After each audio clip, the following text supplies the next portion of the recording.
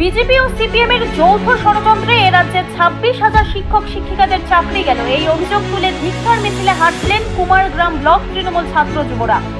এদিন আলিপুরদুয়ার জেলার বারোবিশা ব্যবসায়ী সমিতির হলঘরের মাঠ থেকে শুরু করে বারোবিশার বিভিন্ন স্থান ঘুরে চলে এই প্রতিবাদ মিছিল। পরে বারোবিশা চৌপথির নেতাজি মূর্তির পাদদেশে বিজেপি ও সিপিএম এর বিরুদ্ধে বিষোদ্গার করে পথসভা করে। উপস্থিত বক্তারা জানান, তৃণমূল পরিচালিত সরকারকে বদনাম করার জন্য সিপিএম ও বিজেপি উঠে পড়ে লেগেছে। তাদের ষড়যন্ত্রের কারণে 26,000 শিক্ষক শিক্ষিকাদের চাকরি গেছে।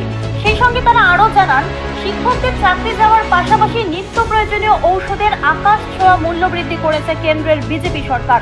উপস্থিত ছিলেন তৃণমূল ছাত্র পরিষদের ব্লক সভাপতি বিকি দাস, অঞ্চল যুব সভাপতি রাজীব তির্কি, তৃণমূল কংগ্রেসের কুমারগ্রাম ব্লক সভাপতি ধীরেশ চন্দ্র রায়, তৃণমূল কংগ্রেসের কুমারগ্রাম ব্লক সম্পাদক জয়প্রকাশ বর্মন, অঞ্চল সভাপতি জয়শঙ্কর দাস সহ অন্যান্যরা। তৃণমূল ছাত্র পরিষদের ব্লক সভাপতি বিকি দাস জানান, 26,000 শিক্ষক শিক্ষিকাদের চাকরি গেছে সিপিএম ও বিজেপির চক্রান্তের ফলে। সেই চক্রান্তের বিরুদ্ধে আমরা ধিক্কার মিছিল করলাম। আমরা বাংলা জুড়ে প্রতিটা ব্লকে যে ধিক্কার মিছিল হয়েছে, সেই হিসাবে কুমারগ্রাম ব্লকেও আমরা ছাত্র যুবরা আমাদের এই ব্লকের ধিক্কার মিছিল আমরা বারোবিশাতে আজকে অনুষ্ঠিত করলাম। এই ধিক্কার মিছিল যে 26,000 শিক্ষকের যে চাকরি নিয়ে নেওয়া হয়েছে বিজেপি এবং সিপিএম এর চক্রান্তের ফলে, সেই চক্রান্তেরই বিরুদ্ধে আমরা আজকের এই ধিক্কার মিছিল করলাম। বিকি দাস, সভাপতি, কুমারগ্রাম ব্লক তৃণমূল ছাত্র পরিষদ। ভলগা বারোবিশা 1 নম্বর অঞ্চলের যুব সভাপতি রাজীব তির্কি জানান, আমরা আমাদের নেতৃত্বের নির্দেশ অনুযায়ী ছাত্র যুবরা মিলে একটি ধিক্কার মিছিল করলাম। সেটার কারণ 26,000 শিক্ষক শিক্ষিকাদের চাকরি ছাড়া হয়েছে, এর দায় কে নেবে? এছাড়াও ঔষধের মূল্য বৃদ্ধিতে গরিব সাধারণ মানুষরা বেকায়দায় পড়েছে। এই প্রতিবাদে আমরা এই মিছিল করলাম।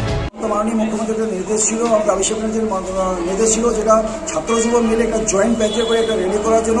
কারণটা হচ্ছে একটাই, যে 26,000 চাকরিটা গিয়েছে এটা দায়কে, এবং কি এই মুহূর্তে যে আমাদের পশ্চিমবঙ্গ যেটা আমরা দেখতে পারলাম পার্লামেন্টে একটা বিল পাস করেছে, যেটা হয়েছে আমাদের যে প্রয়োজন ওষুধপত্রের দাম যেটা বৃদ্ধি হয়েছে।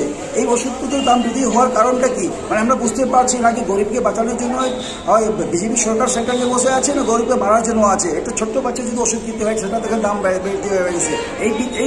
এইটাই আমাদের এইটাই বার্তা নিয়ে আমরা আজকে মিছিল বাইর হয়েছি, যে এইগুলো জিনিস বন্ধ হয়, এবং যে 26,000 চাকরি গেছে এটা দায়ীকে, যে সিপিএম সরকার দায়ী না বিজেপি সরকার দায়ী? কেন কি ন্যায় আদেশ যেটা বসে আছে, জাজরা যারা বসে আছে, সেন্ট্রাল গভর্নমেন্টের যেগুলো নির্ণয় ওরা মানে, ওদের একটা বোঝা যাচ্ছে যে এটা কমপ্লিটলি চক্রান্ত আমাদের পশ্চিমবঙ্গ সরকারকে একটা ব্যাকফুটে ফেলানোর জন্য। সেটা কিন্তু আমরা হতে দিব না। আমরা যে 26,000 চাকরি গেছি ওদের পাশে আমরা আছি, আমরা ওদের লড়াই করব, এবং যে দামগুলো বৃদ্ধি হচ্ছে ওষুধপত্র, তার আমরা ওইটা প্রোটেস্ট করবো, যে ওই দামগুলো যেন কমে, সাধারণ মানুষ যেন এটা বাঁচতে পারে ওষুধটা খেয়ে।